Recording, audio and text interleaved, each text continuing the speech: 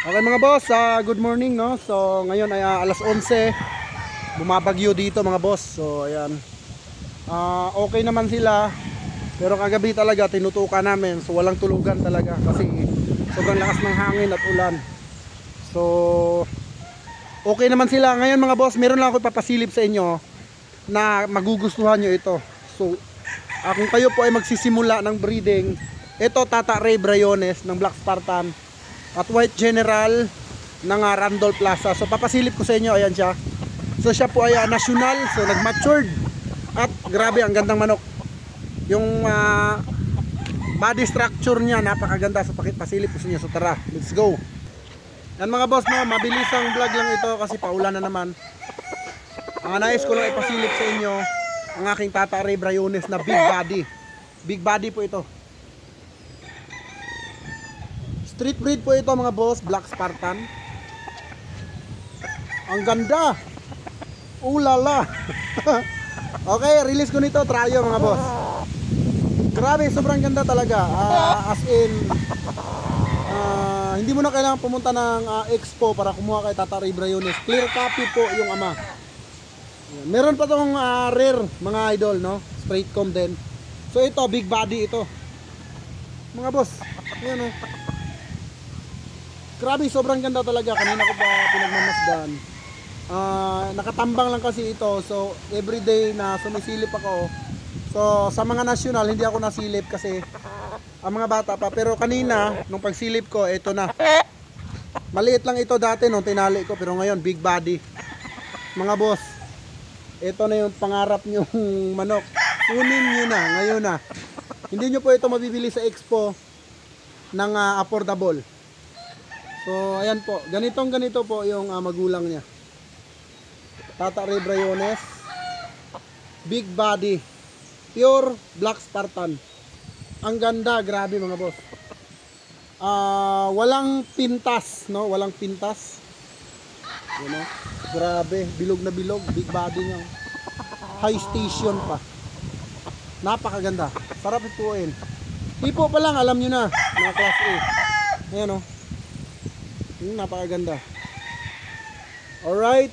So Tata Ray Brayones, tryo po ito mga boss. Okay, tryo. Pwede din pair. So pair tryo lang tayo. Ang ganda, grabe. So may papakita pa ako sa inyong isa pa. Big body din. Okay, mabilisan lang ito dahil paulan na naman. So ayan. Ito naman yung aking Larry Romero sweater, Raptor. Napakaganda. So tryo din po ang release natin mga idol. Grabe, ang ganda nito. Ito yung mga tinatawag na mga bulbok body. So siguro mga 4 lang i-flex natin ngayon.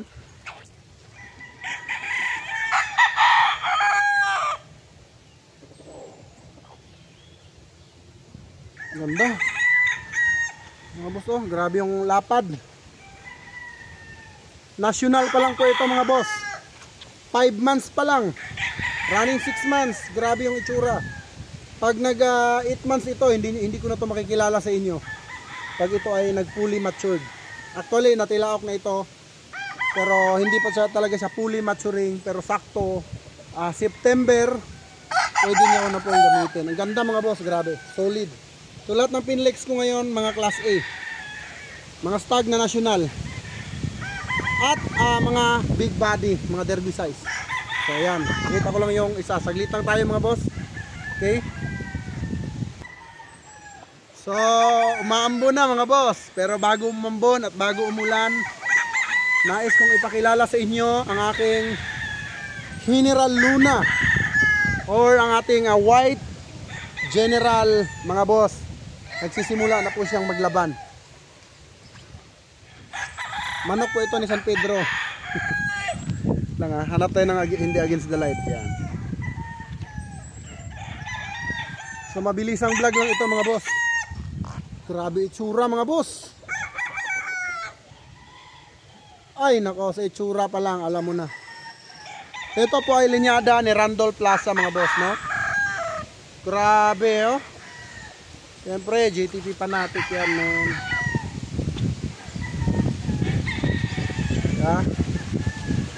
Napakaangas. Oh, mga boss malakas ang ulan. Sobrang lakas ng hangin. Pero tignan nyo yung mga itsura. Pulang-pula. Hindi man lang namutla. September nito, hindi ko na makikilala to pag nagpuli maturing. Ito pure puting-puti talaga na White General. So Randolph Plaza po ito. Yung White General natin, merong puting-puti na sinibalang din, no? So yun yung lumalabas sa ating White General. Ganda nito mga boss. Oh, yung paa. So, ito na yung pangarap mo eh. Ito yung pinangarap mong bloodline eh. Kaya mo naman, ayaw mo lang kunin. Diba? Ayan o, ito yung pangarap mong linyada. Ayaw mo lang kunin kasi nag-aalangan ka. Huwag ka na mag-alangan, kunin mo na kasi ito minsan lang. Okay, bihira ako maglabas ng mga White General kasi po may mga financer po ako. May mga financer po tayo sa WPC, may financer po tayo sa Bakbakan at sa Digmaan. So may financer po ako. Yun yung mga naglalaban ng mga manok ko. So yan po.